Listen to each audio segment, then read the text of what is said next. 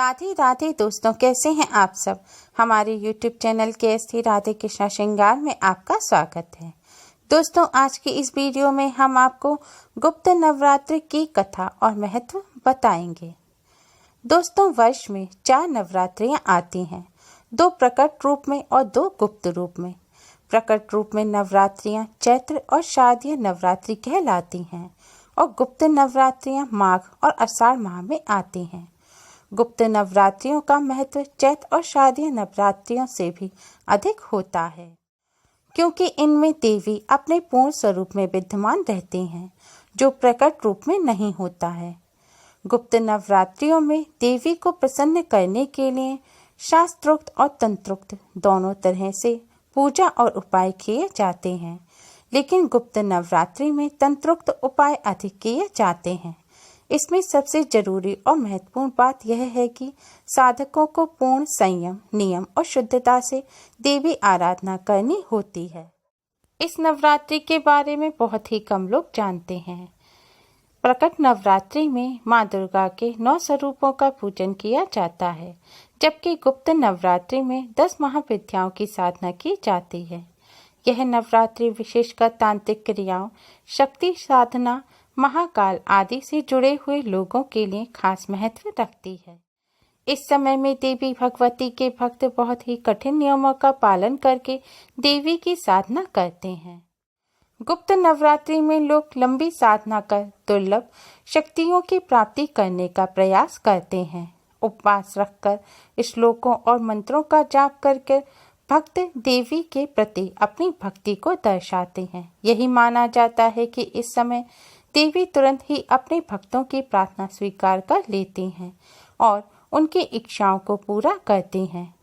इस नवरात्रि को सिर्फ शक्ति प्राप्ति के लिए ही नहीं, बल्कि अपनी सभी समस्याओं की समाप्ति के लिए भी किया जा सकता है।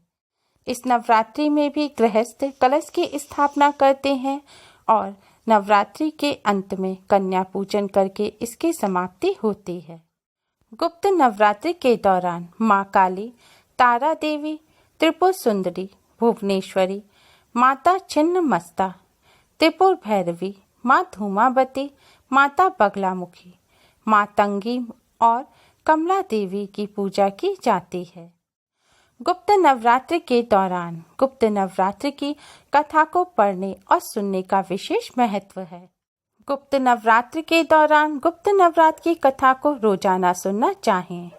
कथा सुनने मात्र से ही माँ भगवती की कृपा से जीवन की सभी समस्याएं दूर होती हैं, परिवार में सुख समृद्धि और शांति आती है।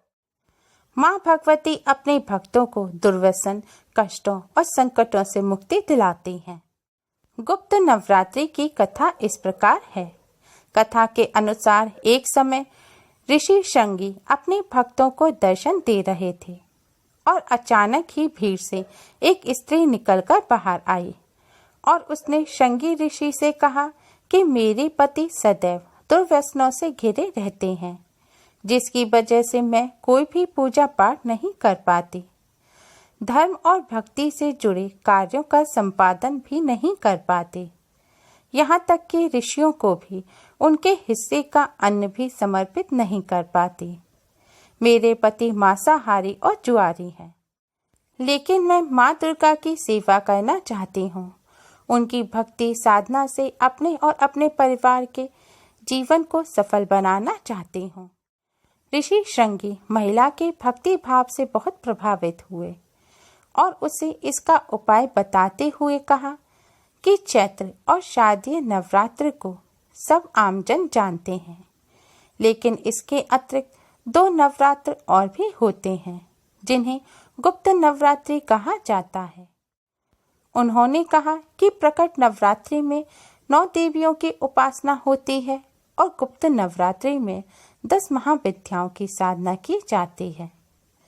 इस नवरात्रि में यदि कोई माँ दुर्गा की उपासना करता है तो माँ उसके जीवन को सफल बना देती हैं। ऋषि श्रृंगी ने आगे कहा कि लोभी, कामी, व्यसनी, मांसाहारी अथवा पूजा पाठ न कर सकने वाले भी यदि गुप्त नवरात्रि में माँ की पूजा करते हैं तो उसे जीवन में कुछ और करने की आवश्यकता नहीं रहती। उस स्त्री ने ऋषि शंगी के वचनों पर पूर्ण विश्वास करके गुप्त नवरात्रि की पूजा की, जिसके बाद माँ उस स्त्री पर प्रसन्न हुई और उसके जीवन में परिवर्तन आने लगा। उसके जीवन में सुख शांति आने लगी और पति जो गलत रास्ते पर था वह सही मार्ग पर आ गया। गृहस्थ साधक जो सांसारिक वस्तुएं, भोग विलास के साधन, सुख समृद्धि और निरोगी जीवन पाना चाहते हैं, उन्हें इन 9 दिनों में दुर्गा सप्तशती का पाठ करना चाहिए। यदि इतना समय ना हो तो सप्त श्लोकी दुर्गा का प्रतिदिन पाठ करें। देवी को प्रसन्न करने के लिए और साधना की पूर्णता के लिए 9 दिनों में लोभ, क्रोध, मोह, काम वासना से दूर रहते हुए केवल देवी का ध्यान करना चाहिए। कन्याओं को भोजन कराएं, उन्हें यथाशक्ति दान दक्षिणा वस्त्र भेंट करें। माता रानी की कृपा प्राप्त करने के लिए गुप्त नवरात्र के दौरान हर दिन गुप्त नवरात्र की कथा को अवश्य ही सुनना चाहिए। उम्मीद है आपको हमारी ये वीडियो पसंद आई होगी। प्लीज़ लाइक करें।